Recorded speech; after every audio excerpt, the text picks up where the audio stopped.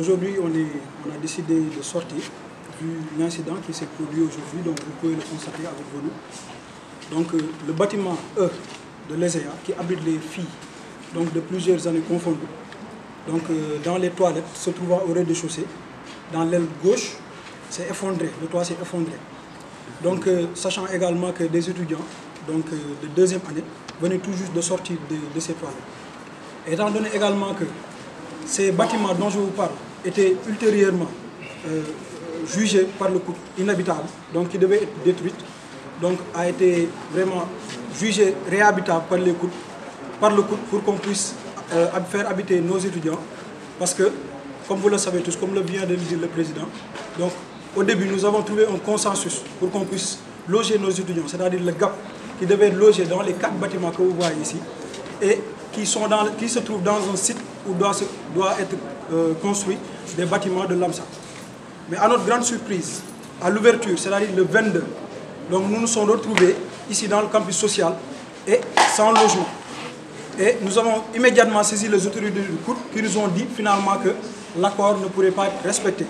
Et je répète, je tiens à souligner également que cet accord, c'était un processus qui a duré durant 3 ans par les amicales qui sont succédées, avec la présence de l'amicale, la présence de l'amicale, la présence de l'administration de l'ESEA, la présence des représentants des professeurs et des PATS, donc, et la représentation du COUD et de l'AMSA, Société Constructeur des Bâtiments. Donc nous, en tant qu'étudiants, nous ne pouvons pas tolérer que nos agents, nos étudiants, autant pour moi, soient logés dans ces états, ou bien soient logés dans des bâtiments dont l'état de délabrement est très avancé. Donc raison pour laquelle, vu cet incident qui ultérieurement a été dénoncé pour qu'on puisse prendre les devants avec les services aux autorités compétentes, donc chose qui n'a pas été faite, les accords qui n'ont pas été respectés. Donc nous tenons également à souligner que nous avons eu à prévoir à tenir une conférence de presse qui a été reportée. Reportée pourquoi? Parce que le directeur du COUD avait demandé à ce que l'on puisse le rejoindre pour qu'on tienne des négociations, ou bien pour qu'on essaie de trouver un consensus. Maintenant, ce qui a été retenu, c'est que dans les 2 bâtiments, c'est-à-dire les bâtiments D et E, dont les étudiants sont logés, l'un où vous êtes actuellement. Donc il était convenu que ces bâtiments devaient être réfectionnés. Et ces réfections, si vous le voyez bien, il n'y a aucun réfectionnement qui a été fait. Donc nous déplorons cette situation et nous condamnons également cette situation. Donc depuis notre intégration à l'UCAP, nous voyons nos droits en tant qu'étudiants bafoués. Et nous ne bénéficions pas d'un strict minimum. Récemment, nous avons eu des problèmes de tout ordre. Mais le problème de la codification du logement reste le problème phare de l'ingénieur de l'ESEA. Donc également, je tenais à souligner un autre point donc, concernant peut-être le logement dans les nouveaux campus. Le dit contrat qu'on avait signé, ou bien la dite convention qu'on avait maintenue avec le COUD, c'était que les étudiants de l'ESEA, c'est-à-dire le GAP supplémentaire, devraient être logés dans les nouveaux bâtiments. Ces nouveaux bâtiments construits par l'AMSA, l'entreprise responsable de la construction de nos nouveaux bâtiments actuels. Maintenant, comme je vous l'ai dit, il a été avéré, il a été souligné donc, que ces nouveaux bâtiments ne peuvent pas abriter nos 180 étudiants. Pour motif que ces bâtiments devraient loger des nouveaux bacheliers.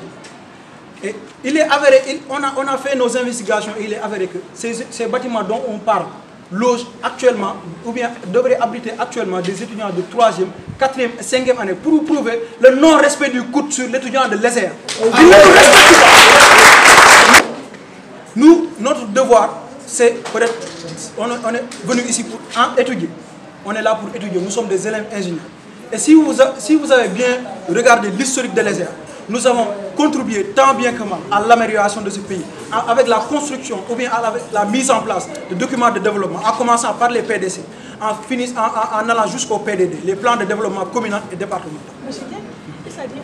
Donc je tenais à dire sur ce point que nous, en tant qu'étudiants, en tant qu'amicale de représentants des étudiants, nous avions sorti un communiqué informant les étudiants que les 2 bâtiments que nous, actuellement, dont vous êtes aujourd'hui, ne seront pas habitables cette année. Donc, parce que les services techniques du COUD eux-mêmes ont dit que ces bâtiments ne seront pas habitables.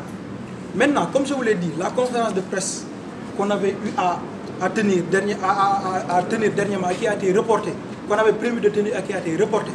Donc, on s'est assis avec les directeurs du couple et les représentants du couple et ils ont clairement dit que ces bâtiments où ils ont observé un état de délabrement avancé peut être réfectionné et mis sur pied pour que les étudiants soient dans une totale sécurité. C'est le couple qui vous avait promis ça? Couple qui nous avait promis. Regardez les bâtiments, vous pouvez observer. Ça a été réfectionné? Regardez par vous-même. Taches de noirceur sur les murs. Regardez les fissures. Ils ont mis des poteaux. Ils ont mis des poteaux en fer pour tenir.